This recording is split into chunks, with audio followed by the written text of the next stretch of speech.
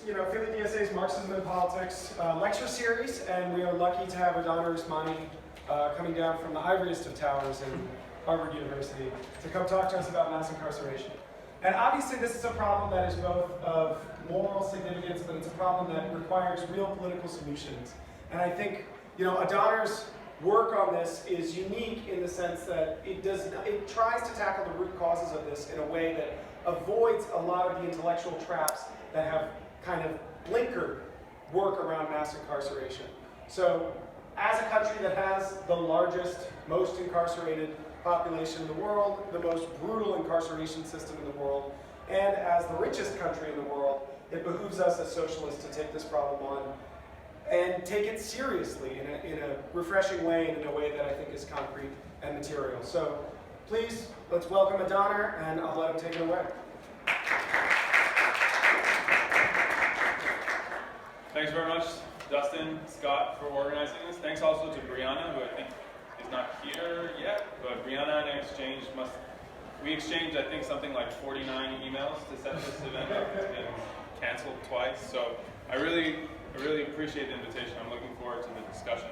I want to start where Dustin just ended, which is that it really maybe goes without saying, but is important to say at the outset that the reason that socialists are discussing mass incarceration is because it is a major injustice and blot on American society.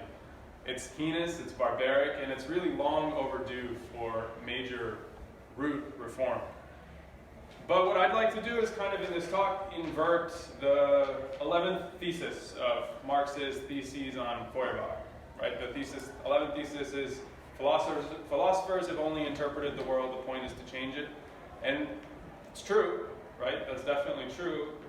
But it's also important to know that in order to change the world, you really must interpret and understand it correctly. And I think a lot of what we observe in left discourse around mass incarceration suffers from a misunderstanding of some basic issues around mass incarceration. So what I'd like to do today is 4 things. What I'd like to do first is I'd like to just say a little bit about what mass incarceration is as a problem to be understood. What does it mean when we talk about mass incarceration? What is mass incarceration? I'm going to argue to you that mass incarceration amounts basically to 3 puzzles about American society, and I'll explain in a little bit what those are. The second thing I'd like to do is I'd like to speak to you about 8 misconceptions that socialists, leftists, academics who write about mass incarceration have. You can tell I like numbered lists. So there are 3 puzzles and there are 8 misconceptions. The third thing that I'd like to do after we talk about these 8 misconceptions is I'd like to build my own account of mass incarceration. I'd like to offer you an account. So in the first section, I'll tell you what the 3 puzzles are. In the third section of this talk, I'm going to give you an answer. How is it that we should make sense of mass incarceration? And then the final thing I'd like to do is I'd like to talk about how socialists should think about reform. How should we think about how we get from where we are today to where we want to be? So first, what is mass incarceration? Again, I'd say you should think about it as 3 puzzles about American society. There's what you could call like a longitudinal puzzle, something changed, very dramatic over time about American punishment. So for most of the 20th century, or middle of the 20th century, and this graph starts in 1920, but the figures go earlier too, America incarcerated about roughly 100 to 150 people per 100,000 people in the population, which is roughly the developed country norm. This is roughly what capitalist countries do. Roughly about this many people are behind bars in most capitalist countries. But then in the 1970s, something very dramatic changed, right? And everyone has seen this graph and everyone knows this. So the first puzzle of mass incarceration is why did the incarceration rate in the United States basically quintuple over the second half of the 20th century? A second way of thinking about the puzzle of mass incarceration is not over time, but across countries. There's a cross-national puzzle, right? Why the United States? So these graphs are a bit weird, but just bear with me. So the width of this little blob indicates the number of countries that are basically at this level. So the wider the blob, the more there are countries. countries that incarcerate at this level. So you see that most developed countries, as I was saying earlier, incarcerated around 100 per 100,000. There is more variance in the rest of the world, so there's some developing countries that incarcerate at much higher rates, and there's Russia and Cuba, which are up here. And then there's the United States, right? The United States is totally, world historically exceptional. The country that arguably has incarcerated more people than the United States is the Soviet Union under Stalin. And there's actually a respectable academic debate about whether or not the United States today incarcerates more than did the Soviet Union, or less. So there's a cross-national puzzle. And then finally, there's a cross-sectional puzzle. There's a puzzle about exposure to the carceral state within the United States, about why certain groups are more likely to be incarcerated than other groups. And the most salient, and the one that I'll talk about today, is the black-white disparity. The disparity in exposure to incarceration when you compare incarceration rates for African Americans to white Americans. And however you cut this, roughly the disparity is about 5 or 6 to 1. So another thing that is very important for socialists to understand is how do we explain this? Where does this come from? So 3 puzzles. Now, 8 misconceptions. 8 things that socialists, academics, activists get wrong about mass incarceration. The first misconception that you hear a lot is the argument that trends in punishment in the United States bear no relationship to trends in crime, right? You'll often hear this, and to prove it, you'll often see something like this, a graph like this, right? This is a graph from about 1990 to the present of the 2 major indices of crime in the United States, the property crime index and the violent crime index, and the number of people in American prisons. This is the incarceration rate. And you see they move in totally different directions since 1990. Hence, people will argue these 2 things are uncorrelated. There can't be any connection between the 2. But there are at least 2 major mistakes with inferring that there is no connection based on this graph. One mistake is that the graph starts in 1990, which is very, very misleading. Right? If you extend this graph further back into American history, you see actually that there was an extremely pronounced rise in violence in the United States. And that extremely pronounced rise in violence preceded the extremely pronounced rise in punishment. That's one misconception, or one problem with inferring that there's no connection, is that it's a misleading place to start the graph. The other thing is that this is actually a comparison of apples and oranges in one sense, which is that the incarceration rate is a measure of stocks of people inside American prisons at any given moment in time. But the crime rate is actually a measure of a flow. It's a measure of crime that happens in any given year. So you're actually comparing 2 different kinds of statistics. So the incarceration rate covers people both who are incarcerated in any given year, but also people who are incarcerated in previous years. So a better comparison is actually to compare the first difference, or the change in the incarceration rate, which is the number of new incarcerations happening in any given year, to the crime rate. And when you do that, you actually see something like the expected pattern. You see that they're actually quite correlated over time. Now, what I'd like to be very clear about is this is not to argue that crime and punishment are necessarily linked. I'm not arguing today, and don't want you to leave here thinking that my argument is that the reason we have punishment is that we have crime. That's not my argument. But it is to say that crime has something to do with punishment. And what I'm going to argue to you is that the rise in violence and crime is actually a necessary condition for the rise in punishment. In a way that is complicated and something that I'd like to unpack, but is different from what you commonly hear, which is that they're totally unconnected. So that's the first misconception.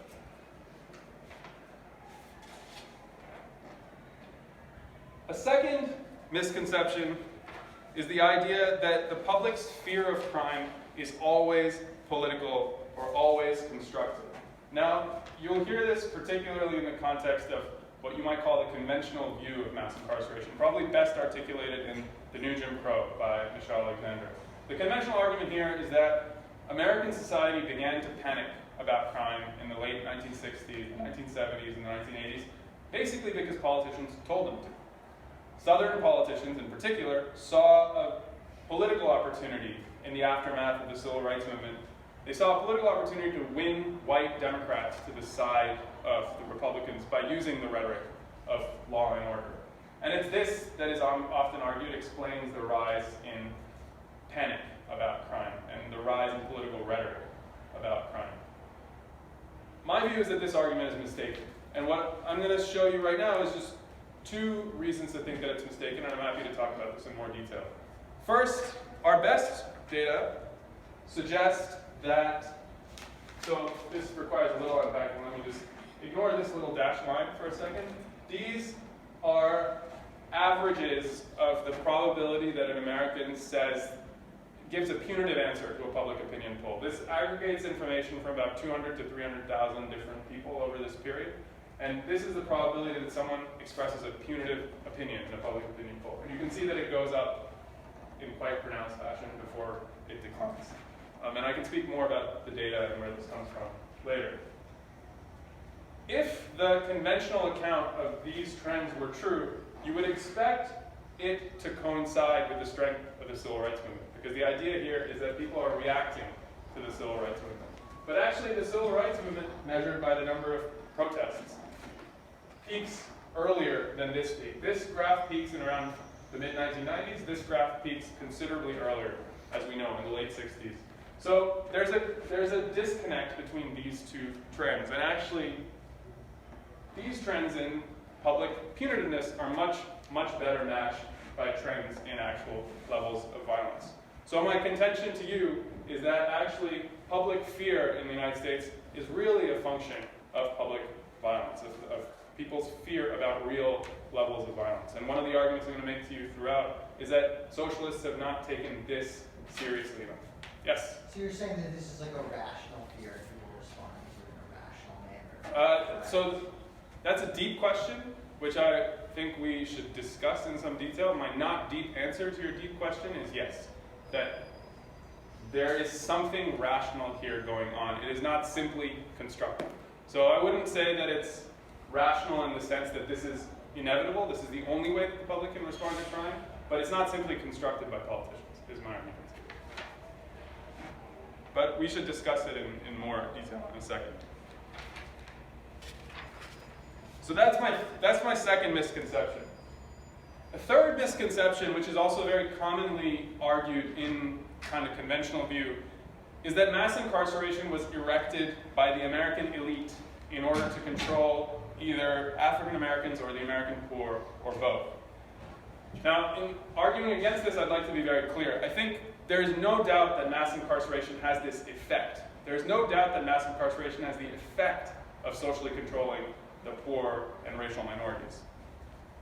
But arguing that it has this effect is very different from arguing that it was erected with this intention. And those two arguments need to be distinguished. Because the major problem with arguing that mass incarceration was built by elites in order to socially control the poor is that one of the atypical features of American criminal justice is not the absence of public voice and democracy in American criminal justice, but actually the atypically democratic character of the American criminal justice system. This is something that needs to be registered and isn't really registered by the conventional account. So what do I mean by this? Yes? I'm sorry, man. So I've read this book, Discipline and Punish, and at the end he sort of goes on and Foucault. Foucault, right? And Yeah. he seems to be saying the opposite of what you're saying right now, a little bit. It's possible, but Foucault is not writing about Like, America. like the mass incarceration in France, which is not America. Yeah. I'm sorry, I'm still having trouble. I just want to make sure I'm following you.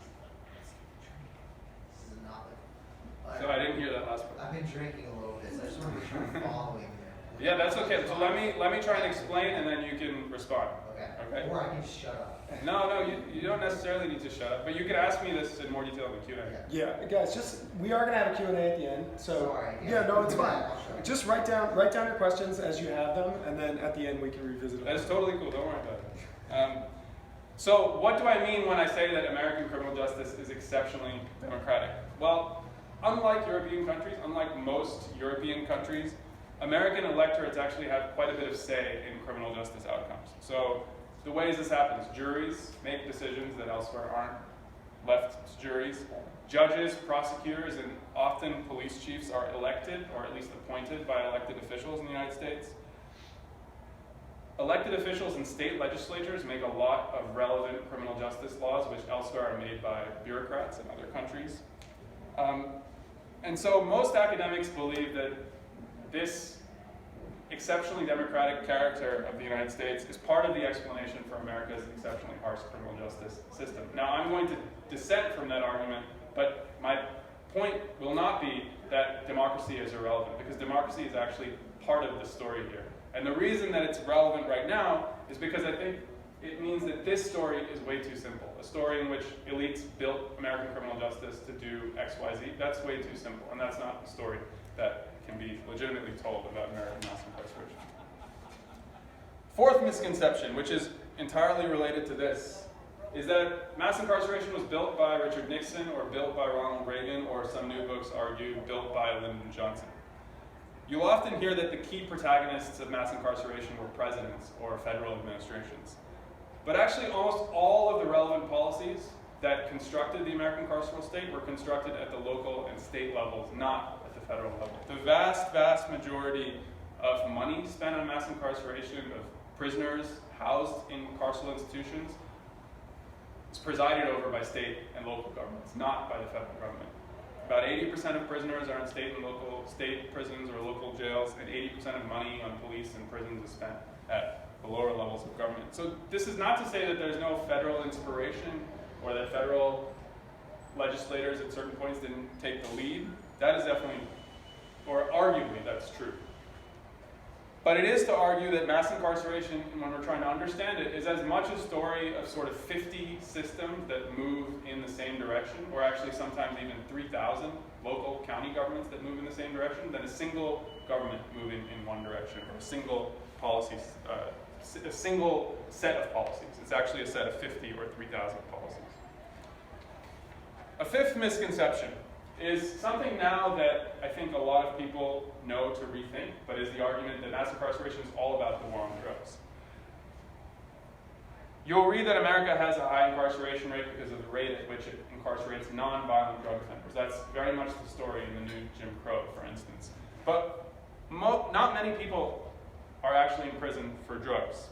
It's around 300,000 out of a population of 2.2 million, so somewhere like 20 to 25%. And actually, most of the people who are in prison on drug charges are not the non-violent drug offender of your imagination or of the new Jim Crow that are centered in the new Jim Crow. They're not people who are arrested for simple possession. The estimate of that kind of non-violent offender is around 1 to 2% of the total prison population. So the vast, vast majority of this is not that story. It's a different story. Most people who are in prison, even for drugs, are somehow involved in the illicit trade. They're not simple consumers of drugs. So that's very important as well, and it'll become important when I offer my own account. A sixth misconception about mass incarceration is that it doesn't reduce crime, that it's ineffective. You'll often hear reformers argue this. You'll often hear criminal justice reformers argue that mass incarceration is not just morally important, which it obviously is, but it's also ineffective in its stated aims. It doesn't reduce crime. And you hear this all the time about police in particular. Now, there's still actually debate about this in the academic literature, about which policies matter and which policies deter, and how large the effect is. But I think increasingly the academic consensus is that a significant part of the decline in crime in the 1990s is probably explained by the enormous rise in incarceration and policing in the United States. Now, I want to be very clear here. This says nothing about whether the enormous rise in incarceration and policing is justified. Right? That's not the question. The question is not a normative question. The question is, what was the analytical role of this rise? Now, tomorrow if we started executing people for double parking, you'd see double parking decrease, right? But that doesn't mean that executing people for double parking is justified. And I think something similar holds for mass incarceration. We have built the most punitive, harshest, most barbaric criminal justice apparatus in the history of the modern world, and it has had an effect on crime, and that should not be suppressed, in my view. A seventh misconception, and this is very important to the account that I want to build, is that mass incarceration is expensive. Now, you'll often hear the argument that the United States spends an enormous amount of money locking up people in American prisons. A lot of people who have heard this statistic, oh, it costs $40,000 to send a person to prison. It costs $30,000 to send them to college. Now, that fact is actually right. So the fact about per capita expenditure is probably correct. It probably does per capita cost more to incarcerate people than to lavish social spending on them. But the inference that prisons and police are more expensive as a consequence of this is actually wrong. And the main reason that it's wrong is because incarceration is not actually a program for all poor people. Incarceration is targeted, hyper-targeted, at that very small fraction of poor people who end up running afoul of the law, which is always a very, very small minority of all poor and working class people. Social programs, on the other hand, even in the United States, social programs are targeted, when they're not universal, they're targeted mostly at all poor people. And so, if you add up the numbers in the United States, social spending dwarfs the amount of money that even the United States, even the least generous welfare state in the advanced world, spends much more money on social spending than it does on prisons. Now, this figure, this $1 trillion figure, this is actually a lowball estimate of the size of the American welfare state. If you look at American social spending and you were to just Google how much does the American state spend on social spending, you probably get an estimate of around $3 trillion. I tried to cut away that spending that goes mostly to middle class people and look just at the spending that goes to the poor. Even if you look just at the spending, it's about 4 times the size of the American carceral state. So there's about a 4-to-1 ratio here. And this is going to become very important to the account that I want to build. But first, the 8th misconception. The 8th misconception is that the racial disparity that I talked about earlier, the 5 or 6 to 1 racial disparity, is often cited as evidence or cited to explain. The explanation for that racial disparity is often implicitly given to be bias by police, prosecutors, juries, and judges. And now, it is very clear that there is bias in the criminal justice system. This is obviously true. There are criminal justice actors at every stage, from arrest, conviction, charge, and sentencing, operate in racially biased ways. We have knockdown evidence of this fact, and I can speak more about what those studies suggest. But to note that there is racism in the American criminal justice system in this sense is actually not to have shown how much of the total racial disparity it explains. And this is a really important point. So the fact that there is racism, the fact that similarly positioned white and black offenders are treated totally differently by the criminal justice system, doesn't establish that it's that fact that explains the 6-to-1 differential that we're trying to explain. So to take just one example, the best estimates of the bias of judges in the federal system is that judges sentence similarly situated black and white offenders to about, sentence the black offenders to sentences that are about 25% longer than the sentences that white offenders receive. This is when you control for everything we can observe about their criminal history. Racism, right? That's bias. But we're trying to explain, remember, a 600% disparity. We're trying to explain a 6-to-1 disparity. So equivalently, you could use that statistic to say that racial bias of judges explains only about 5% of the total racial disparity, which is explained by other things, has to be explained by other things. And so this is kind of what criminologists do when they try and estimate the effect of bias on this racial disparity, how much it explains. And the best estimates are that only about 20 to 25% of the total bias, the racial disparity, can be explained by biased treatment by criminal justice actors.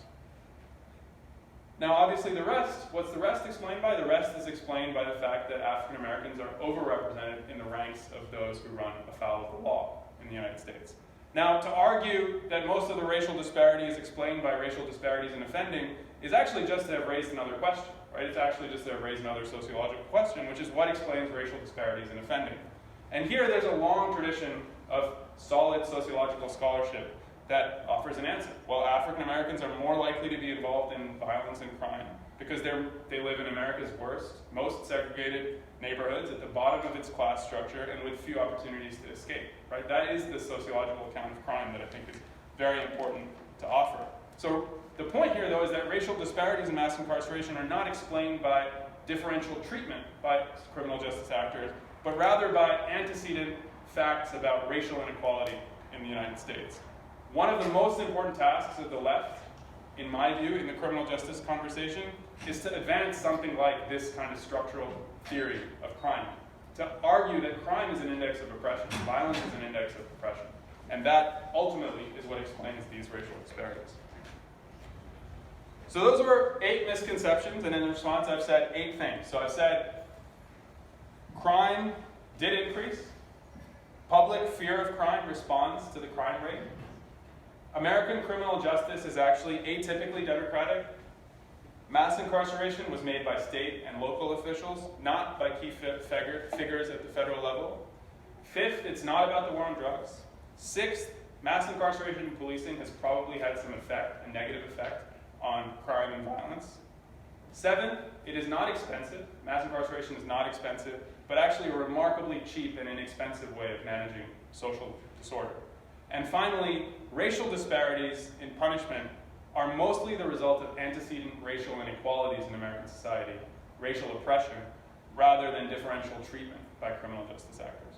So having noted these 8 misconceptions, I'm now in a place to offer my own account of those 3 puzzles that we started with at the outset. Why did mass incarceration arise? What changed over time? Why in the United States, as opposed to other developed countries? And what explains differential exposure to the carceral state by race? So first, why did mass incarceration arise? What changed?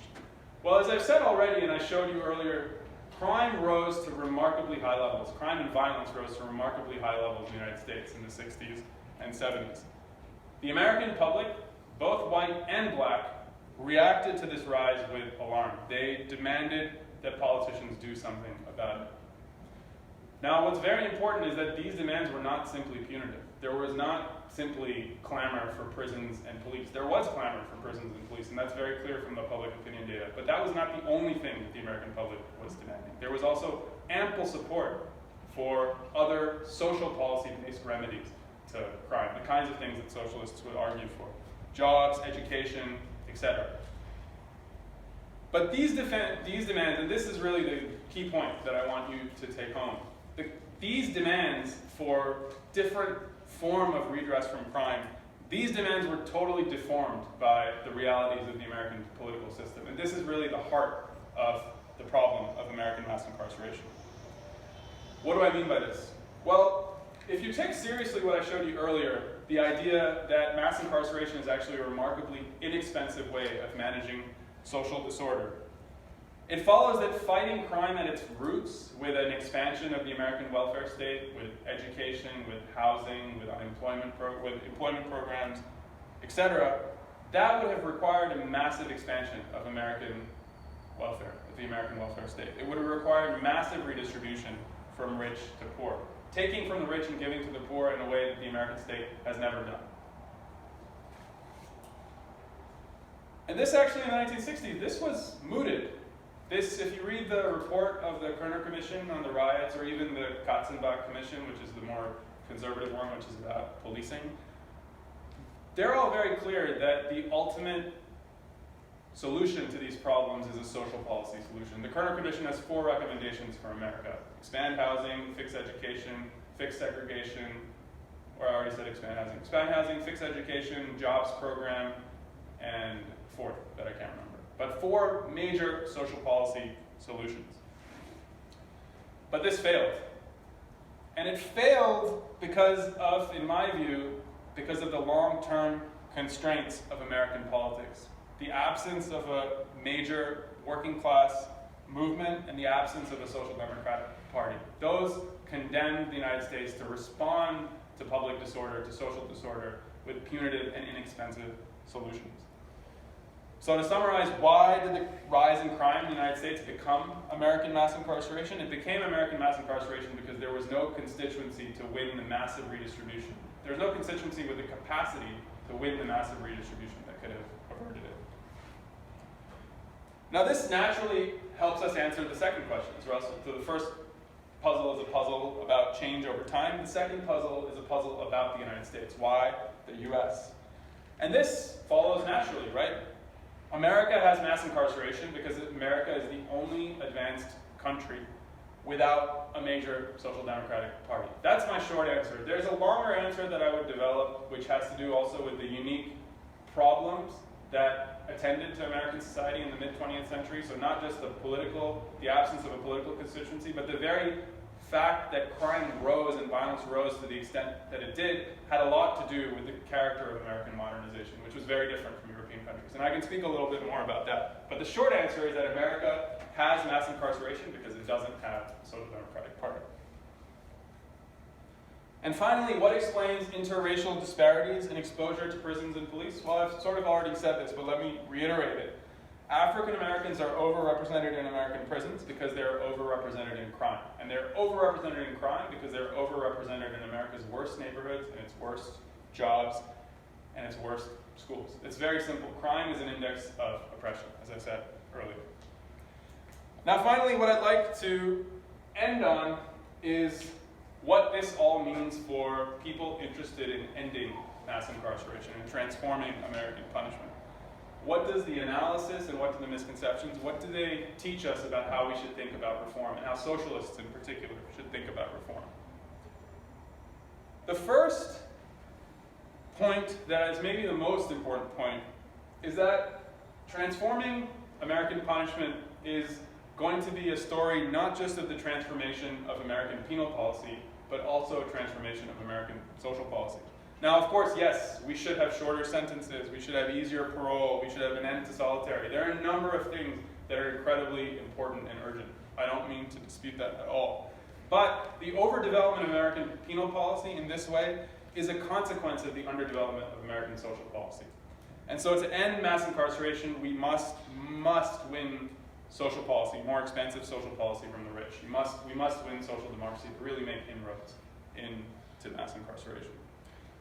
Related to this is the observation that ending mass incarceration will actually be remarkably expensive and not cheap. There may be some room for kind of bipartisan alliances on some small reforms, but the sorts of alliances that you see right now are not likely to get us very far. These kinds of alliances between Grover Norquist and liberals. They're not likely to take us very far precisely because they don't deal with the root of the problem. We are going to have to win expansive social policy. There's an excellent interview that Marie Gottschalk gave, which I think is a text that you guys were reading. She was asked, what is one thing that we could do to end the scourge of mass incarceration? And she doesn't say a criminal justice policy, she says Medicare for all or something to that effect, universal health care, right? And that is the kind of orientation that I think socialists need to take to this issue.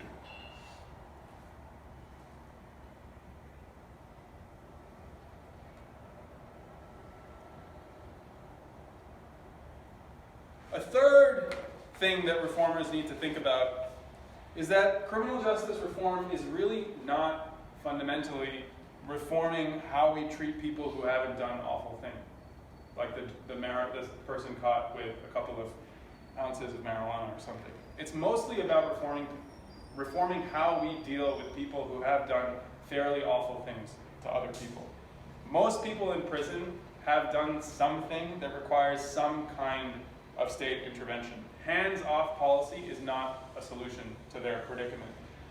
Our grievance, in my view, should not be that the state is intervening, but it should be that the state is intervening punitively after having neglected them for so long. And it's intervening to punish without any regard to rehabilitation or reintegration or regard to their rights, right? That is the kind of grievance that I think socialists should have about American punishment. A related point here is that we must not ignore violence. The left has to have something to say about violence and its victims. The reality is that violence is a serious problem in American society. Mass incarceration, as I was saying, is not the necessary consequence of this, but it's partly a reflection of this fact. And this remains true even today in a United States in which violent crime has declined very dramatically.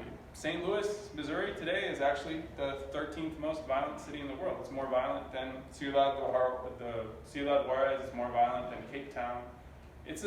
America has a homicide problem that is unparalleled in the developed world, and the left has to take that seriously. It's a major, major form of state failure.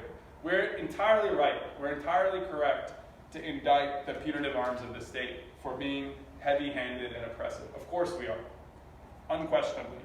But we cannot forget that an African-American man is about 25 times more likely to be killed by another civilian than by a police officer. That is very, very important for the left to understand. And it's a form of state failure. It's the failure of the state to take people's rights seriously, and we should be able to speak about it.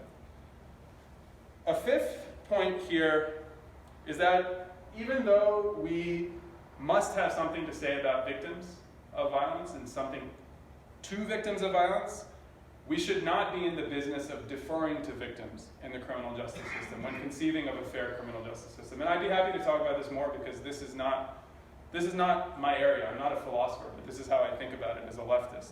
One of the things that frightens me about the American left is that its ideas about punishment are actually extremely punitive. They're more American than they are left-wing. Consider, for instance, the way in which many on the American left have processed infamous cases of sexual abuse and assault. What I have in mind specifically is the general reaction to the case of Larry Nassar. Many people I know celebrated the fact that victims of Larry Nassar were allowed to testify at his trial. And this is totally understandable in one sense, because I have exactly the same intuition. These victims were giving voice to awful serial trauma that he was responsible for. And it's tempting to think, therefore, that justice was done.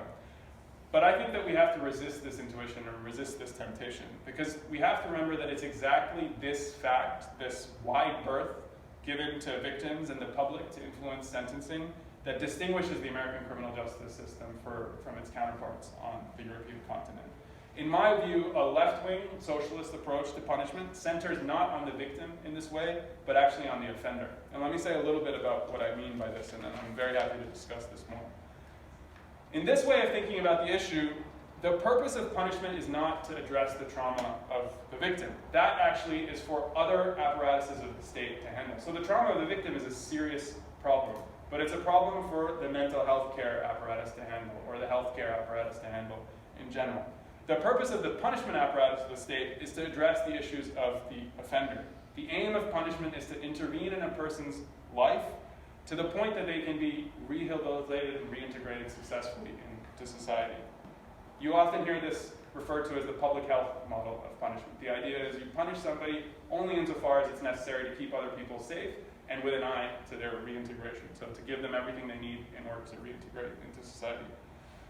The basic premise here, and this is why I think it's important for leftists to think about, because this is actually quite different from the way in which many leftists think about this, which is, you often hear the term restorative justice. This is very different from the restorative justice way of thinking about punishment. Because the premise is that the premise here is that what the victim wants and what the offender needs are often going to be two very, very different things. They're often going to be two entirely unrelated things. And the idea that they have to be addressed together, I think, is a mistake. Both have to be addressed, but the idea that they can be addressed in the same process, in my view, is a mistake. And I'm happy to talk about this more, because this is not my area, this is what I think about as a socialist. A sixth thing that reformers need to keep in mind is that to end racial disparities in the United States, and we're absolutely right to fixate on racial disparities in punishment. They're a major blot and a major injustice in American society. But to end racial disparities, mostly what we need to do is not end disparate treatment inside the criminal justice system, so not various sorts of reforms aimed at making judges less biased, or police less biased, or prosecutors less biased. Those are all a good thing, but the real challenge here, the real challenge for socialists is much, much more profound. It's the challenge of fighting American racial inequality at its root, fighting racial oppression at its root, which is fighting all of the racial inequalities that predate a person's contact with the criminal justice system. And it's that challenge, I think, that is uniquely obvious to socialists, and it's something, therefore, that socialists in criminal justice circles have to have at the forefront of their minds at all times. And finally, abolitionism. So I'd like to say a little bit about abolitionism because it's part of the criminal justice conversation, and particularly part of the criminal justice conversation in left-wing circles. So what should we think about abolitionism? If prison abolition means the literal abolition of prisons and police, my view is that I don't see a future for this position. There is no society in human history, no modern society in human history, that has literally abolished police and prisons. And the reason is, all societies, no matter how fair and how just these societies are, all societies anticipate some amount of crime and disorder. And in this sense, I think literal abolitionism, whatever you think about it as a normative goal, literal abolition is a more lofty goal than full communism. On the other hand, so if abolitionism means literal abolitionism, I don't think it's of any use to us as socialists today. On the other hand, sometimes you'll hear prison abolitionists argue that abolition actually means nothing more than very serious, extensive reform of the criminal justice system and root cause social policy. And in that case, I think, fine, we are all prison abolitionists in that sense. But establishing that this is what abolitionism means is different from establishing that it is useful to call yourself an abolitionist politically. And ultimately, I think this is something that has to be thought about politically. My view is that it's generally not useful, but I'm willing to be convinced, and I'm happy to have this discussion. The reason that I think it's not useful is, there are two reasons. The first reason is that I think it actually just confuses people. I think it's confusing to call yourself a prison abolitionist when you don't mean literal abolition and you mean reform. You should just talk directly about the policies that you think are good policies and important policies. It's a distracting debate about semantics rather than a substantive debate about politics and orientation. So I think, in that sense, it's not a good thing to call on itself. The other reason is that, and this is really sobering for me, because what I do, at least in part in my research, is I look at public opinion polls on punishment. And I think, based on the kinds of things that Americans say when asked about prisons and punishment, this is a language, abolitionism is a language that is likely to alienate the ordinary people that socialists have to attract to their cause in order to win criminal justice reform. Most people in the United States have attitudes to punishment that you and I would find incredibly sobering. They have confidence, extensive confidence in the police. They have extensive confidence in prison officials.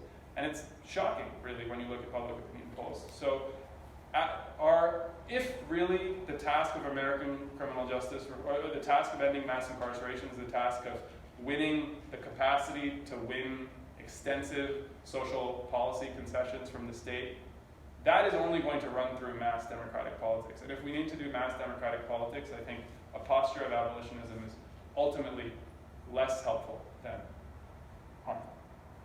I don't think abolitionism is up to the challenge in that sense. I think that was my final lesson for reformers. This is my email. If you have a question that you don't want to ask right now, either because it's too hostile or too nice or something, please email me. I'm very happy to take all sorts of mail, but I hope we can discuss in person too. Thanks very much.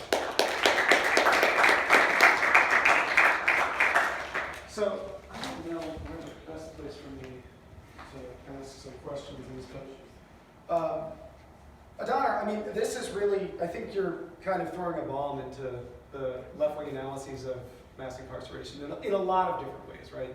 On the question of racial disparities, on the question of crime and its significance.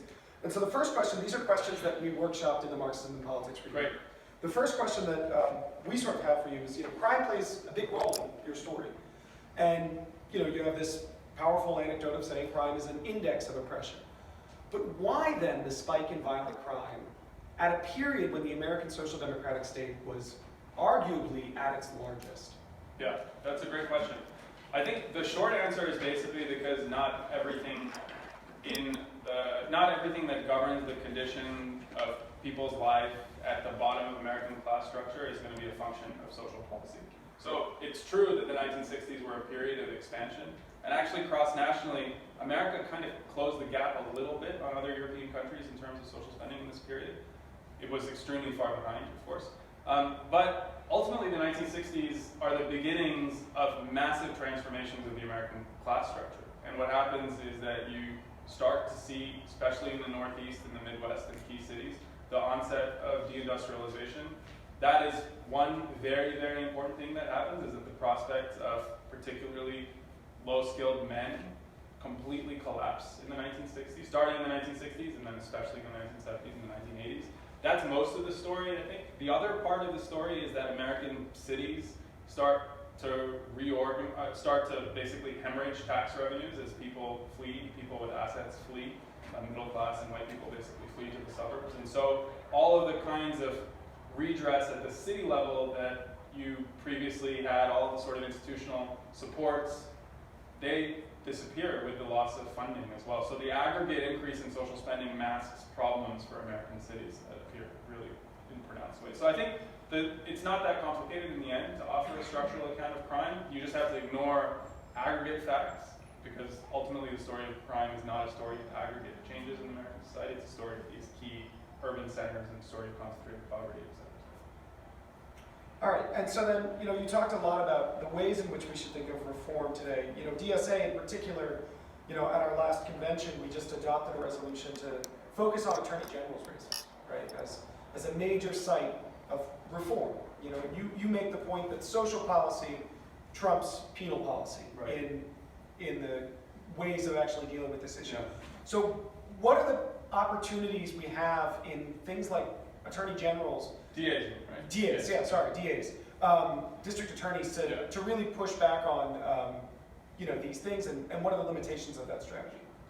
Yeah, that's a great question. That's one thing that I do think about. I think there are obviously some enormously good potential reforms that could come from winning office at the district attorney level, because district attorneys in the American criminal justice system have so much latitude to do things.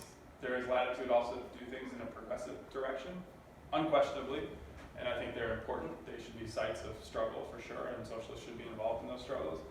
But it is also true that ultimately, if you buy my argument, criminal justice reform is going to be limited in the kinds of things that it can accomplish given the problems at hand. The problems at hand are much, much deeper than criminal justice reform alone. And so, in the end, I think it's equally legitimate for socialists to say much of the important criminal justice work that we do is actually the work that we do more generally to win healthcare for people, to win housing for people, to win better schools for people, et cetera, et cetera. So I think in some ways you can just see that as a strategy, like a two-pronged strategy, right? But I think perhaps the unique obligation of socialists in criminal justice reform circles is to push the second more than the first, precisely because people all across the political spectrum are obsessed with the first, and it's really important for us in particular to emphasize the second. And I think another one of the issues you mentioned is the lack of a social democratic or workers' party in the United States being a signal failure and a signal contributor to the rise in mass incarceration. One of the things that strikes me is, the two parallel campaigns that are consistently put head-to-head are Corbyn and Bernie Sanders. One of the things American leftists miss about Corbyn's push is that he wants to expand the police force dramatically. And so what is the philosophy or ethos around criminal justice and criminal justice reform in countries that actually have a left, that have a social democratic left, that have a project of the working class and have some political fortunes? What does that look like in other countries?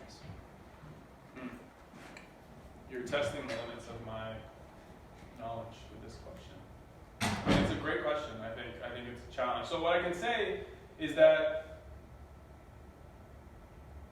those systems look very different, not exclusively because of the influence of social democracy and the left on them, but in large part because of that. I think there, in general, has not been a necessary relationship between the left and many of the philosophical views of punishment that I've been advancing, the idea that the purpose of punishment is rehabilitation and reintegration. There are some very punitive leftists. That's not a necessary connection. But in general, because of the focus of the left on issues of structural inequality, we tend to understand, I think, that people are not often responsible for the awful things that they do. And so leftists are particularly inclined, and on the European continent have been inclined, to take many of the, what I'm calling more left-wing ideas of punishment than other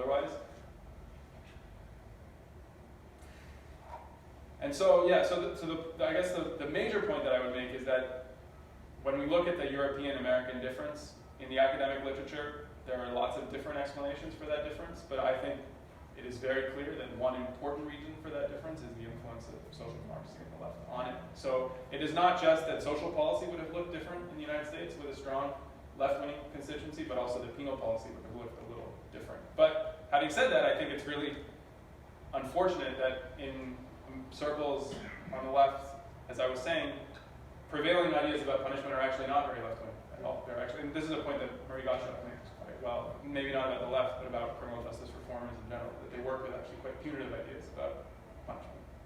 Yeah, I think one of the most radical points you make here is actually reform means, violent offenders. It means getting violent offenders out of prison, not just non-violent offenders or the fantasy of the. Absolutely. Yeah, and so to amplify that point, this is something I think that criminal justice reformers in general are also starting to understand, because a lot of the reform conversation in the public has been focused on nonviolent offenders.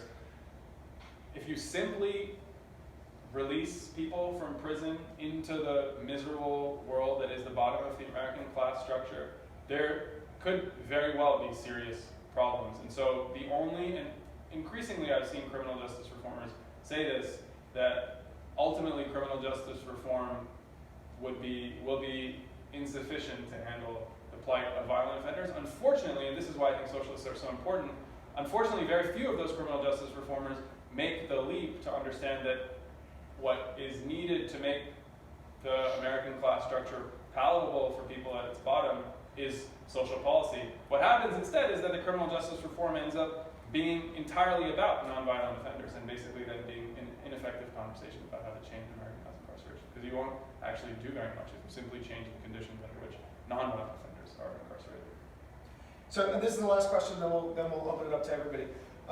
You hit on a lot of alternative, progressive accounts of mass incarceration, but one that you didn't talk a lot about is, popular among certain Marxist circles, that mass incarceration is basically the sponge to sop up the surplus population. In other words, that, given that we have a structural unemployment in this country, the response has been to put the unemployed in cages instead of allowing them to just be in the streets. What's your response to this theory? Yeah, I think the basic problem with the theory is that it doesn't have any people in it, right? The story is a story of conniving elites making policy to serve their ends. And as I was saying, the way in which American mass incarceration actually came to be, the policy history of American mass incarceration, is much, much more complicated in the sense that it is the result of the interactive effect, the interaction of the change in public opinion with what was happening at the state and local level. So, to put it more simply, the story is much more. That story assumes that American mass incarceration is basically a story of conniving elites, and actually the story is about a massive transformation in the way that ordinary people thought about crime and punishment, and then that filtered into American politics. Obviously, the thing that is important, I think, about that story is that it notes this enormous, very obvious correlation between poverty and crime, and poverty and those who are in prisons. And so it notes a correlation, but builds a story on a correlation. And I think that's the fundamental mistake. Right. All right. Well, now we can open it up to everybody. If you want, to ask a question, raise your hand. I'll let Adon Sure. pick them for you. Yeah, happy to.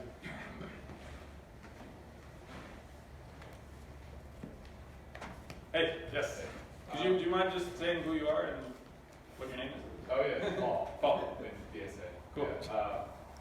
I think it was like a few years ago, the Movement for Black Lives sort of put out this policy report of recommendations, and I feel like on the one hand, it was full of a lot of penal stuff.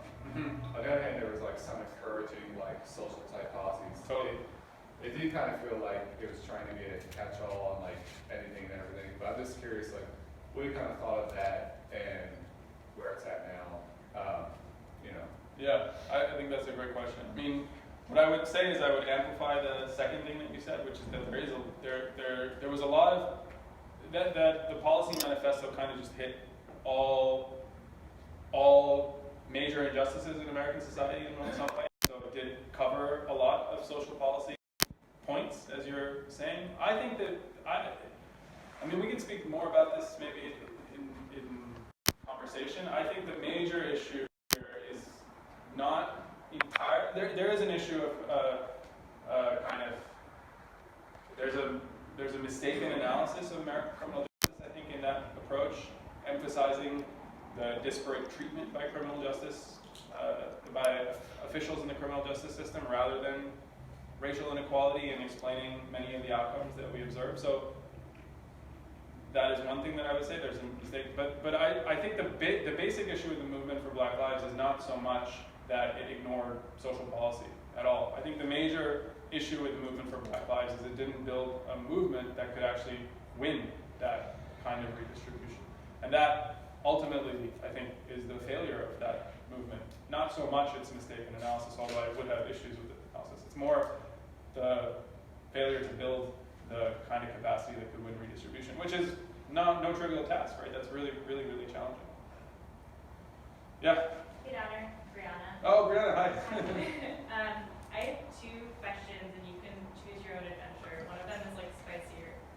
Okay, probably choose spicy. Okay, so I'll ask that one first, which is obviously the police officer who was responsible for the killing of Eric Garner was recently charged, and I believe lost his pension.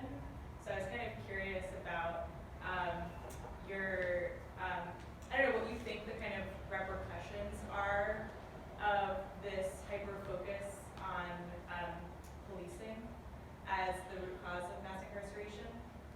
And then I guess a less spicy question is if you could talk about, you mentioned this briefly, how the United States is pretty unique in the way in which sentencing and just the sort of punitive apparatus is democratically decided, but there are also potentially limitations, or at least you alluded to that. So Yes. I'm curious about that and the role of like victims advocacy groups in shaping policy. Yeah, so let me take the less spicy, and then I'm not sure if I have anything interesting to say about the spicy, but I'll try. So on the less spicy question, I think if I understood you correctly, there is a common argument amongst academics that the problem with American criminal justice is that it's too democratic, that it gives too much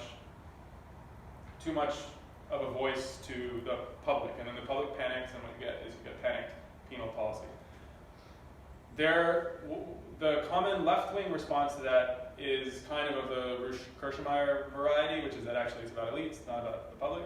I think that's a mistake. I think it's very true that the public played an important role in pushing the policies, lots of P's, pushing the policies that became mass incarceration. Having said that, it's also very important to make the point that you made in your question, which is that that is a kind of deformed democratic voice, right? That's a democratic voice that operates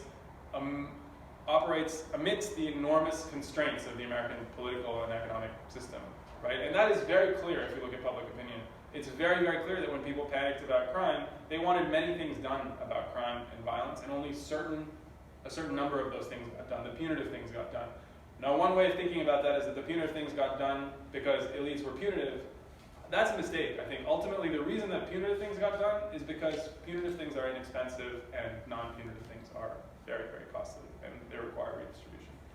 As to the less spicy question, the more spicy question, my own view is that, I think I'm not very much of an activist or an organizer at all. So the way that I think about this is probably banal and maybe uninteresting, which is that in any given context, you have to decide what is the most important thing to do politically. I can see justifications in many contexts for focusing on various kinds of criminal justice reform in order to win people to a socialist vision of criminal justice reform. So I can see enormously persuasive, I can see very good arguments for focusing on criminal justice reform given where the conversation is right now and bringing a socialist analysis to it, rather than eschewing that as unnecessary or meaningless or something. So that's a not spicy answer to your spicy question. Yeah, Scott. Also a couple of questions. First one, I'm wondering, could you go back to the slide that shows, comes up to the present with violent crime and like the opinions of penalized This? Yeah, sure. Yeah. That one. Well, yeah, something. Or you mean the rate of incarceration? Yeah, that one. Yeah. I guess what I'm curious about is like, so right, like definitely This there's one? an opportunity. Yes. Definitely there's an opportunity now with the past 4 years and going forward with some more opportunities for redistributive politics to come back. But also I'm kind of curious, and this is more like speculative question about like what else might be likely to happen, right? Because, right, a couple different conditions. One, now this is like a policy issue, criminal justice reform that one of the major parties has adopted. Crime rates are going down. My understanding is that they still are sort of declining. Yeah, sort of. Like going out, still Yeah. declining. Public attitudes of Much less punitiveness punitive. are also declining. Absolutely. Nonetheless, like the redistributive role of the state is not increasing currently, or it's continuing to decrease. Austerity continues to be like these conditions are not getting any better that generate this. So what, in the absence of like winning a robust redistributive program, which is not the likely outcome, that's what we hope for, but what do you see as what could happen to mass incarceration as like a social phenomenon in the event that you get a Democratic president who talks about criminal justice reform as an issue, and maybe it continues to stay in this kind of forefront of public consciousness. Like, what's likely to happen if those structural conditions don't change? Is this response still going to continue, you think, just by inertia, or? Which, you mean the criminal justice reform response? No, I'm sorry, the punitive response, the mass incarceration response. I see. I think what is most likely is that the criminal justice reform conversation will continue as it has, because the things that you have noted are the enabling conditions, I think, of this conversation, the fact that crime has declined and punitiveness has declined. And I expect that you'll get continued reform around the edges of the kind that we've had. So you'll get continued decriminalization of marijuana. You might get shorter sentences. There have been some states which have very successfully toggled with parole and stuff, and so some states have seen declines in their populations. But fundamentally, if you don't, my wager to you, observe a transformation of life at the bottom of America's class structure, which you're saying is perhaps far off, I think you're going to get basically a kind of punitive equilibrium where we'll sort of cyclical. we'll sometimes be a little less inhumane, but still inhumane, and sometimes more inhumane. But ultimately, I don't see anything really changing fundamentally unless there is a transformation of conditions of life for people who are poor and low-wage in this country. Okay, second question. Sorry, no. Sorry, which is just about like.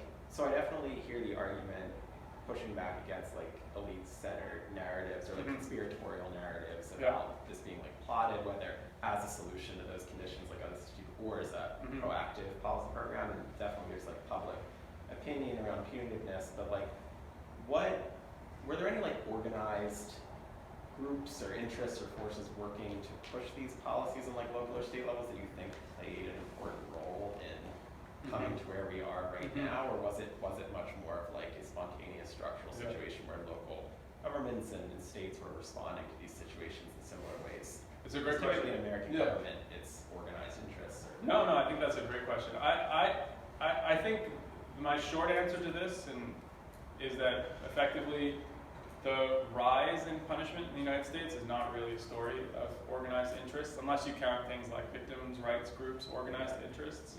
But once American incarceration becomes established at the very high levels that it does, those institutions create organized constituencies that then clamor for its continued use, I suppose. And so there is decent academic evidence that various constituencies arise that defend the punitive consensus. And that might be one explanation for why this doesn't come down a little faster.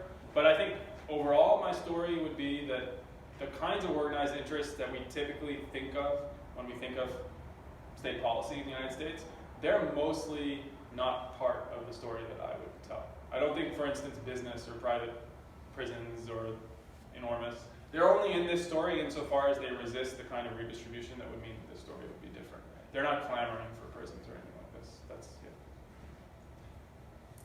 Hi, I'm Hi. Olivia. Hi, Olivia. I have two. The first one is like very simple. Yeah. In the 60s, Yeah. based on the opinion data that you have, Yeah. do people explicitly link like social welfare spending programs to like combating crime? So short answer is that the public opinion data that I was talking about are actually, there's a regular question that was asked in the General Social Survey about whether or not you would prefer to fight crime with prisons and police or jobs and education. I think those are the two options that people are given. And African Americans, majorities say jobs and education. White Americans, pluralities, say jobs and education, even at the height of the panic about crime. So it's about the question being framed in that way, which I think is an index of the fact that the conversation about crime in the 1960s was very, very different. There was a credible liberal consensus that this was a structural problem, not a problem of pathology. Yeah. So my other one is a little more rambling, but I feel like there's this recent infatuation in the last couple of years with books and people writing about the development from slavery through Reconstruction to like Black mass incarceration. There's also like a fiction book that won some big prize recently. And I wonder, is there any like important thread that you can comment about that, or something like an important refutation that you want to make about that? Sure. So as I understood the question, it's kind of the question about sort of the movie 13th. Like there's this, do you know this movie? I watched it like a little while ago. Or the New Jim Crow. The idea that, the way that I would summarize this argument is that slavery produces ideology of white supremacy in the United States and creates this kind of trans-historical need to dominate African Americans. And then mass incarceration emerges after Jim Crow collapses as the, quote, New Jim Crow. Right, you need to fill in. Like, yes, the exactly. white supremacy. Yeah, exactly. So there are a few things that I would say about this. We can say a lot more. But one thing I would say about this is that mass incarceration is actually not really a story of rising racial disparities in punishment. This is something that people don't often note. Racial disparities in punishment rose in an earlier period in American history, and actually over the course of mass incarceration, they've basically been stagnant. And what has increased dramatically is class disparities, not racial disparities. So I wish I had these graphs. I don't have them, but basically if I did, you'd see that over the period of mass incarceration, racial disparities look like this, and class disparities look like that. So for that story, a story about the domination of black people at the hands of white people, that is a basic factual issue. The other thing that I would say about this is that I do think that there is a way in which American slavery is actually intimately related to the puzzle of mass incarceration. But the way that it's related is because American slavery deformed the working class formation in the United States. And the way that it deformed American working class formation is that the United States was basically the only advanced capitalist country that didn't industrialize with its own peasantry, for the most part, but industrialized with the peasantry of a foreign country. And so African Americans, after slavery, stayed trapped in the Jim Crow South, missed the industrial boom in the United States, and then arrived in American cities after that industrial boom had already transpired. And ethnic whites were in American cities.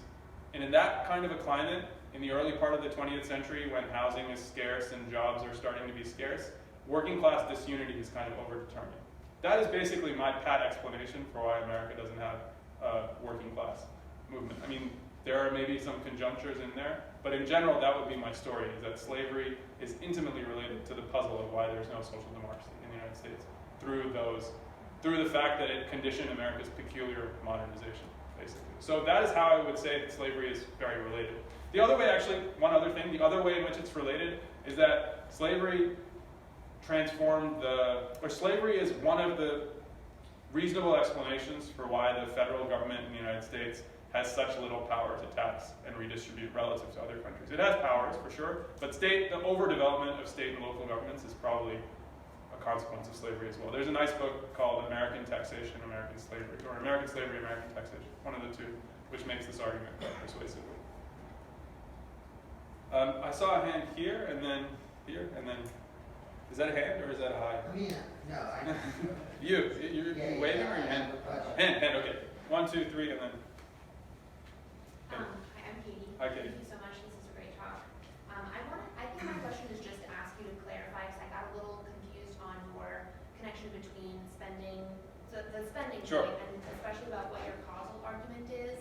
Do you mean why it's cheaper, or you mean No, what you're trying to. So well, kind of, but so I think related to Scott's point, so if I understood you, what you were saying was that this was an alternative, a cheaper alternative to social management than a welfare state. But who are your actors in that story? Like, so you're saying that there's sort of lacking constituency, you don't, and the elite story isn't good, so is it a state argument, is it a locality, is it sort of lots of different movements, but like victims' rights movements maybe can play a role there, but I think the public opinion data that you just cited, people would prefer spending, but there's not an active constituency, so how does that move? No, it's a great question. So when I said that there aren't organized constituencies, what I meant is that there aren't organized constituencies agitating for prisons, but that's not to say that there aren't organized constituencies in American politics arguing for social policy, right? That is very clear. In the 1960s, there are organized constituencies. The 1960s are kind of their last gasp in some ways in American politics, right? And so it is the case that there are organized constituencies that are demanding the kinds of things that would have, in my view, averted or attenuated mass incarceration.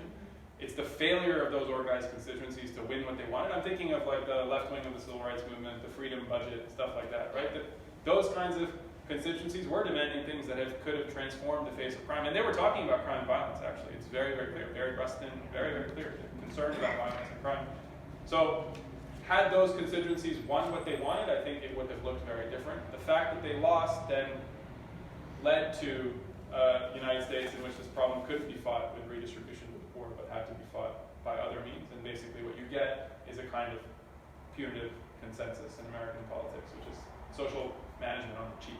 That's how I would think about it. But it's a response fundamentally then to public opinion in this perverted way. But additionally, because they don't win, I think you could also, I mean, what would be compelling to me also is the point, they lose, and then you also don't have a force that's able to counter in any sort of strong way rising punitiveness. Right? It's difficult. I think that's challenging to think about because it is the case that there is kind of popular clamor amongst the poor and the working class for some redress from crime. So an excellent book to read on this is James Forman Jr.'s book, Locking Up Our Own, right about DC. It's not clear that in some ways the story of punitiveness is a story of a constituency getting a perverted form of what it wants, right? And that's why it's kind of tricky. I mean, the world in which they didn't get anything is kind of the world that's portrayed in the book Ghettoside. Has anyone heard of Ghettoside? Ghettoside is an account of Los Angeles in which basically our explanation for extremely high homicide is not over-policing, but actually total under-policing. And the idea, one of the major grievances of the main characters in South Central LA that she profiles is that the police basically never respond to calls, they never show up, and so homicide spiral. And so that was kind of DC in the 50s, right? And what happens in James Forman Jr.'s story is that African-American elected officials get enfranchised and they actually win certain things that they want. They win a kind of attention, which becomes a punitive attention because of the limits of American politics. Yeah, I think it's a great question. It's a tricky issue. Yes? I'm Jason. I'm going to continue to try to ask him a few questions. Okay.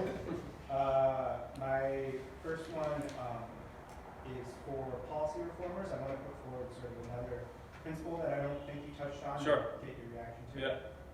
So what would it look like, or what do you think about the federal government sort of mandating particular changes in mass incarceration or centralizing a lot of these activities that you, I think, rightly point out state localities do? My second question, which is very simple, is just, you had the graph with the base shapes. Yeah. What is the name of that graph? Oh, what's the name of that graph? It's called a violin plot. Yeah. So the first question, I mean, I think my general response to that is to say that I think any advance towards federal control of policy in the United States would probably be a good thing. I mean, so much of the perversities of American social policy and penal policy are a consequence of local authority and state authority in those domains. I mean, that is just kind of my cross-national take on that question. You know, you could think maybe that there are counter-arguments that are reasonable to consider, like perhaps it's easier to actually exercise power at the local level in certain cases than at the federal level, and that's something to take seriously as well. I don't know how much that weighs against the enormous benefits, obviously, of federalizing things. I mean, the key benefit of federalizing things is that you can then, you know, if you're in Missouri, if you say you're the mayor of Ferguson, Missouri, or a movement in Ferguson, Missouri, there's actually very little that Ferguson, Missouri can do to fix Ferguson, Missouri, right? You need to tax Bill Gates to fix Ferguson, Missouri. Bill Gates doesn't live in Ferguson, Missouri. So it's ultimately has to be the task of the federal government. And so it's tricky because you might also not, there might be arguments for fighting at the local level. I think as an end goal, what you're saying is absolutely right. I think, so my question is partly about social spending, which I think definitely has to. But about penal policy? But penal policy as well, so things Yeah. like, very common reactions we're hearing in the Democratic primary right now about consent decrees, like Jeff Sessions' policy on consent decrees. What do you think about that sort of change? I mean, can you fill it in a little bit? Like what's the concern here? I mean, in general, I would say standardization of policies is a good thing. I wouldn't think of it as a bad thing. I think that local autonomy in criminal justice is a bad thing normatively, because there's one good way to do it, I suppose, is my point. But I don't know. The question of ends is very different from the question of how you get to the end, the means, and I don't know whether in any given situation it's right or wrong to argue for federalization. I'm not wonkish enough to answer that question well. I agree with federalization. Yeah. It's a good question. Daniel? I'm Daniel. Thank you for this. Sorry I got you so late. Apology not accepted. Great. Okay, that's all.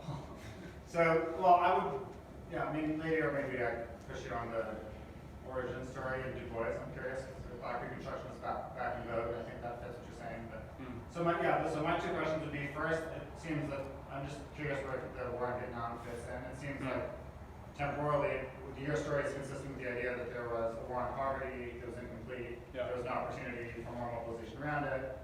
Black freedom struggle arguing for things like the freedom budget, job guarantee, and then the war in Vietnam has to be thought of as, the geopolitics end up being a social intervener and cutting off this possibility.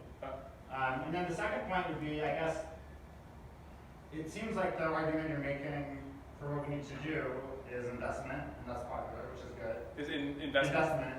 And then it should be very targeted. And I think the thing that's left out most often of the Green New Deal, but it's one of its core ideas, the idea of investment in frontline communities, which is an old environmental justice argument. So it seems like maybe what you're arguing would fit well with the Green New Deal agenda, is this notion of intensive federal investment, but that has to be channeled very specifically. Like you would have, of course, universal programs like Medicare for All. We all support that. But you're saying that if the problem of crime has to be thought of as like usually a hyperlocal, then you have to have a combination of federal investment with some kinds of mechanisms to ensure that it's going very specifically to particular areas, and that it doesn't turn into like trickle out from like Manhattan, Center City, blah blah blah, and lands in these local jurisdictions. And I'm curious if that's right, and if you have ideas of how to think about that localization of federal investment. Interesting. Yeah. So to the first question, I would generally agree with what you're saying, that the war in Vietnam was in many ways the condition for the failure of social policy. I mean, it was a massive amount of money for sure. I suppose one thing that makes me a bit wary of overcommitting to that is that I wouldn't actually want to overcommit to a counterfactual about the 1960s full stop. And this is maybe a fault of the presentation because I focused on the 1960s as the moment that mattered most. But the truth is that the gap in social spending between the United States and Europe or European countries was well established by 1960. It's actually a gap that opens up between 1890 and 1930. That's really the period in which the United States becomes a welfare laggard.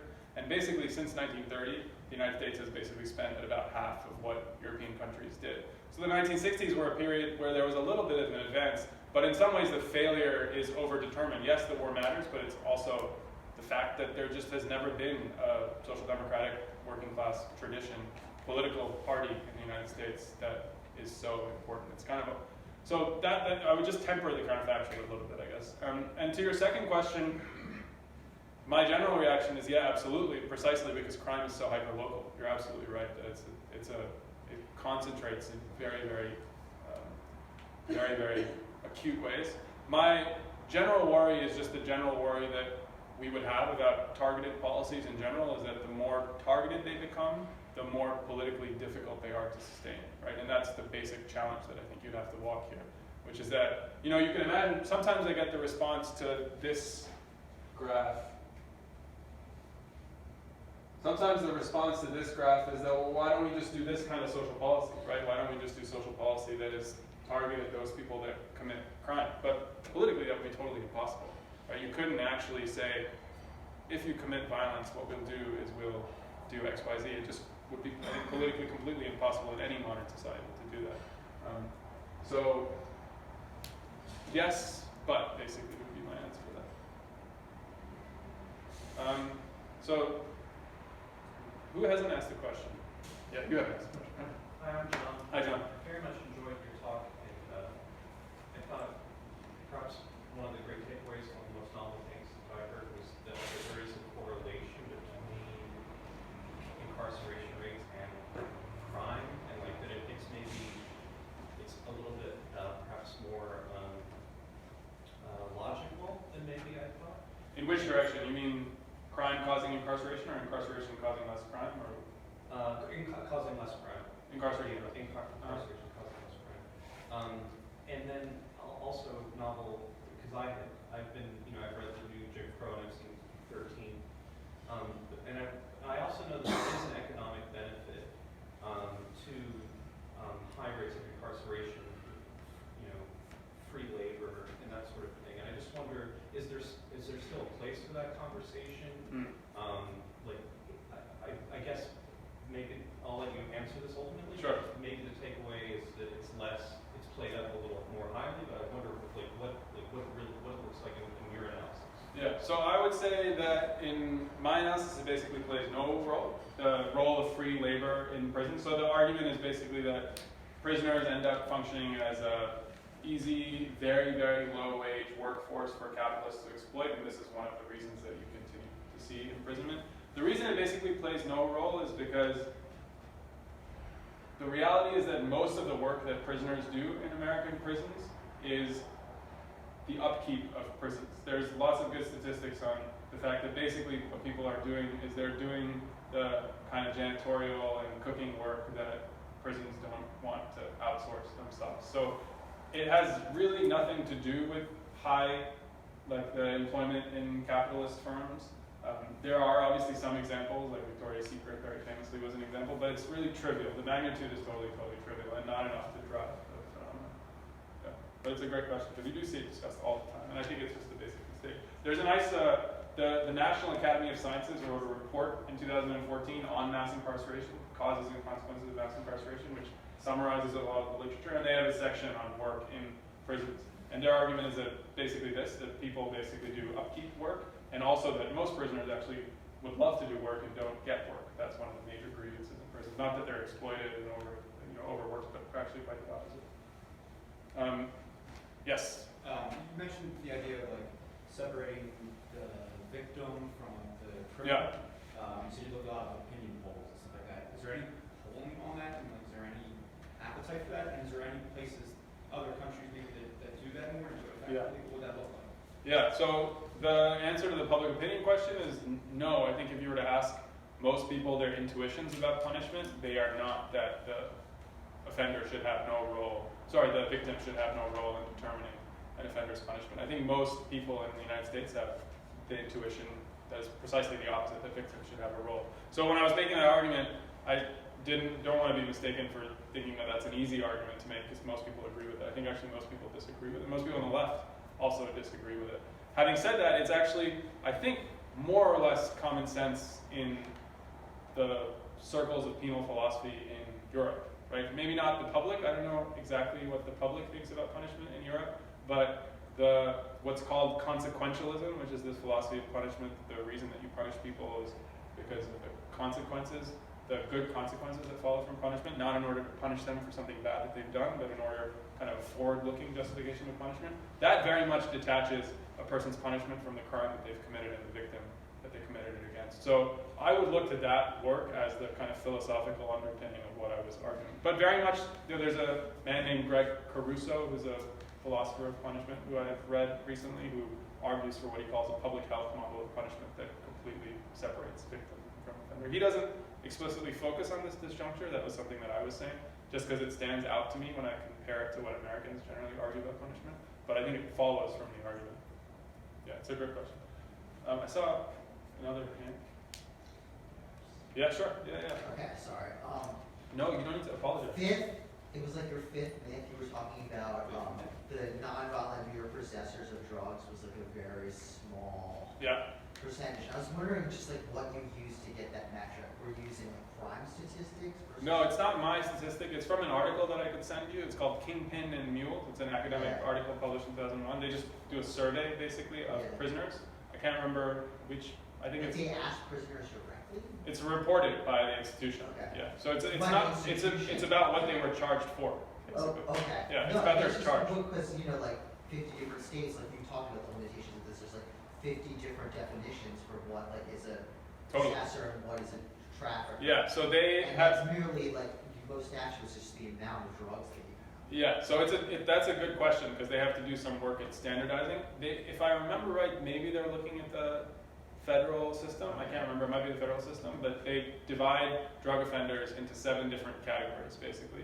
And they actually can't just be the federal system because this is an estimate for all. But they divide drug offenders into 7. Like 51 different metrics. Sure. Yeah, and that's what academics do. It's boring. So did you standardize it?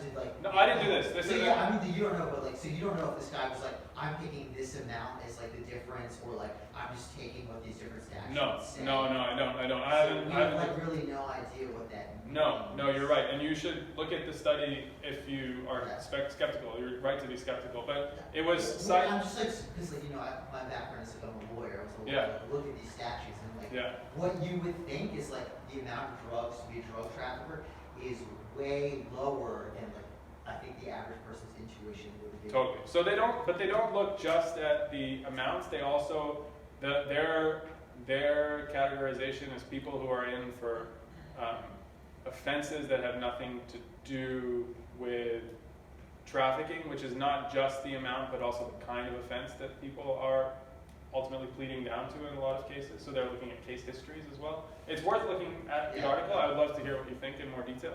But it was cited by John Pfaff in his recent book on mass incarceration as evidence that his estimate is like 2% basically of people are kind of the standard story victims. But there might be reason to dispute that. Even the upper limit though, remember, even the upper limit for drug prisoners is around 20%. Even if all drug prisoners were more than just kind of the nonviolent offenders. But you know, like 5%, 20%, that's like a lot of people. Yeah, that's a lot, but it's not the whole story, right? It can't be the whole story. I'm not, you know, just trying to get with these, like, and I'm going to ask 2 questions. I didn't, like, completely understand, like, explicitly your narrative for why the white line isn't going down. Right? The prison line. Yeah.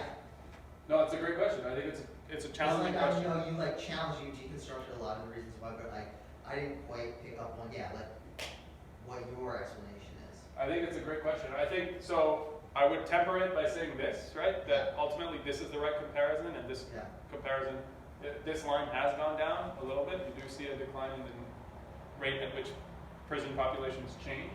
Having said that, I think the truth is that the other argument that I would make is just that there are certain constituencies that emerge in American politics to defend existing prisons. Is this about like sentences being longer in America? Is that what that's about? Partly. It's partly about sentences. Yeah, it's partly about people who are incarcerated here, still being in prison here, right? That's partly what the story is. Yeah, totally.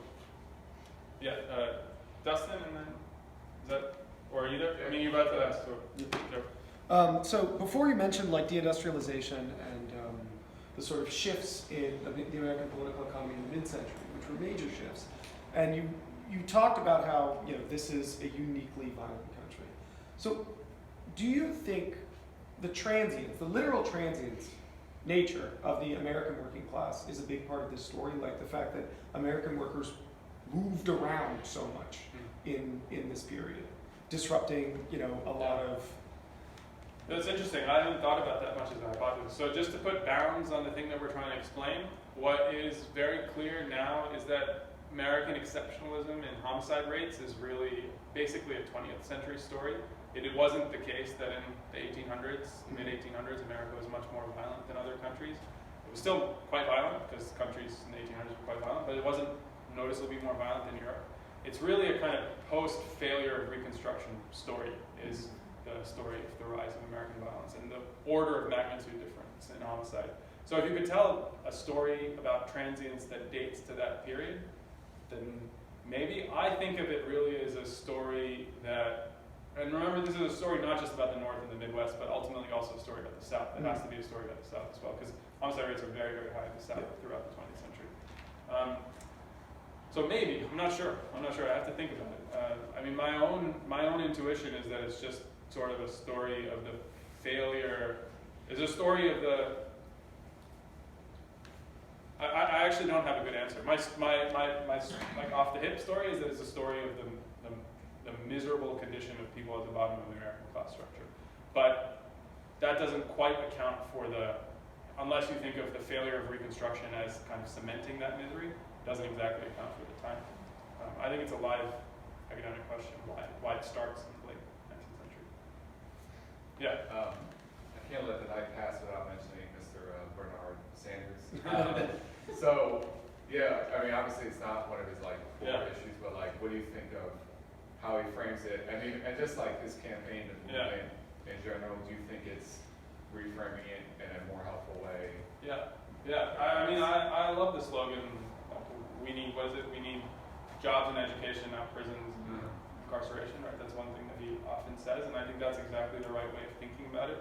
I also think that in the end, if you buy the argument that what we should be focusing on is social policy, there's no real, for socialists who are especially interested in mass incarceration, say ending mass incarceration, there's no real reason that your activism has to be centered on mass incarceration. That, I guess, is one upshot, is that these problems are so much the story of the underdevelopment of American welfare state that if you're spending most of your time working on those issues, you're actually also working on these issues, is the way I think about it. So the fact that he's transformed the public conversation about those issues is actually, in some ways, more important than all of the transformations about the criminal justice conversation that have happened in the last 10 years.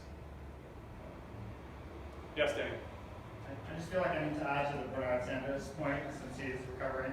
But I think a lot of people miss, in the California primary in 2016, he ran an ad. It was like, I don't know if you saw this. No. It's like a 4-minute, one of these like mini documentaries they did. It was about a black guy in California who had been in jail. Oh, I did see this. For killing somebody. And he says it. And then he says, you know, I did my time and I got out and I got a job. Yeah.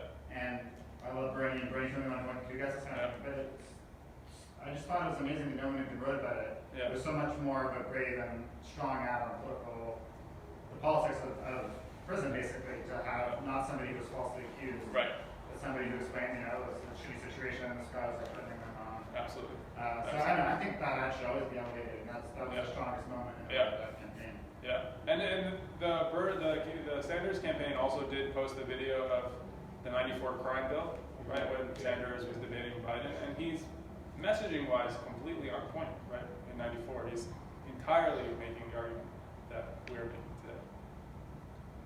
Yeah, Brianna? For the night school, we read another article by Bernard Harcourt, which looked at asylum. Yeah. Yeah, Bernard. And another Bernard, much less cool Bernard. Yeah, but he has nice glasses. But it was a kind of interesting counterintuitive paper, I think, because it had a much more expansive understanding of institutionalization, and contended that actually, if we look at sort of all told levels of institutionalization in this country, there's more continuity than change. Yeah. And I was curious if you knew if the United States is also an outlier in that respect. Yeah. Or if other countries, you know, that have more viable left, that are actually have, you know, social democracy, do they have pretty extensive levels of institutionalization, but they're more rehabilitative? That's it. So I don't exactly know the answer to the very last question that you asked, but the reason that I say Bernard is not as cool as the other Bernard is because I think that argument doesn't work. The fact is, first, I think empirically I have to actually look at where he gets his figures, but the institutionalization rate in the United States can be calculated from the census because it records where basically a person is being interviewed. And so the institutionalization rate, if you include mental health institutions, very clearly increases along with incarceration. It's not the case that it's continuous. At least that's what my own number crunching suggested. I wasn't doing that because I had read Bernard, but that's just because there's inconsistency in the series, and so you just kind of have to use institutionalization rather than incarceration as your estimate of incarceration if you use the census. But the other point is that if the people who were institutionalized in the United States in the 40s, 50s, 60s, before the increase in incarceration and institutionalization, they look very different than the people who are in American prisons. So it's not the case that we institutionalized poor working class men in mental health institutions and then we incarcerated them in prisons. The demographic looked totally different. So I think, in fact, they're just two different stories. There's a story about institutionalization, and then there's something to think about for leftists about how we think about mental health and mental health institutionalization, which I think is entirely different from the question of how we deal with mostly young men who commit crime. I think it's completely different. That's interesting because I think he makes the opposite point. Yeah, it's like causal argument sort of gestures. Yeah. This might be just transport. Yeah, exactly. And I think it just doesn't work. They're just two different populations, two totally different populations. Yeah. And that is you could do it tomorrow. You could go to IPOMS, which is the census website, and look at the numbers yourself. And it's not young, low-educated men who are in mental health institutions. Mm-hmm. It's disproportionately women, disproportionately middle-aged people, and disproportionately white people, which is totally different than the prison population. Is that a skeptical look that you're giving? No, not you. Oh, me? Yeah, you're making a face that's Which making. one is my thinking face? Okay, no, good. I thought it was like a you're not thinking face. I do have a question. Sure. So. You should just tell me when to stop, or people should feel free to. It's 8:45, so Yeah. Katie, if you want to do the last one, we can do some announcements. Okay, so I think this is like my own personal Bernard anguish, which is Which Bernard? Yeah, the more important, the Sanders one. Sanders. So I totally buy the argument that we're going to address criminal justice by focusing on social policy, but it is not and you focus so much on public opinion, so I'm wondering, it's not an argument though that seems like it's going to change public opinion on punishment, which the point of your story I totally take, which is that you have to have institutional change, that you're just going to have to move around the edges of public opinion. But for thinking about a campaign, for thinking about capturing a population, it is kind of a challenge. I think it's totally right, but it doesn't usually, I'm playing my hair out because it doesn't win a lot of the time. Yeah, no, it's a great point. So is the question, how should we think about transforming public opinion about punishment? Yeah, or maybe the answer, one answer is that's one of the consequences. There are people we're not going to win with this kind of argument, but it's more important. Or you kind of answer this strategically. There are moments when we should try to capture. It's maybe the DA question too. Oh, I see. Decide what are the moments when we. Oh, okay. So yeah, that is what I would say about the DA type of question. I thought you were asking also, given that people's intuitions are so punitive, how do we kind of dance around them, or how do we transform them? Yeah. And I think it's a challenging question. My pat answer would be that we have to put a lot of emphasis on a powerful explanation of why people do bad things to other people. Ultimately, right? Ultimately, that is the unique task of the left and structuralists, materialists in the criminal justice conversation, is that we have an account of why people do bad things to other people, which is very different from the conservative pathology-centric account. And educating people in that is really important. I think it's profoundly important. And that is actually only something you can do if you recognize that actually prison is mostly about people doing awful things to other people. But I think that's a uniquely left-wing task, perhaps. Cool. Thank you guys very, very much. Thank you.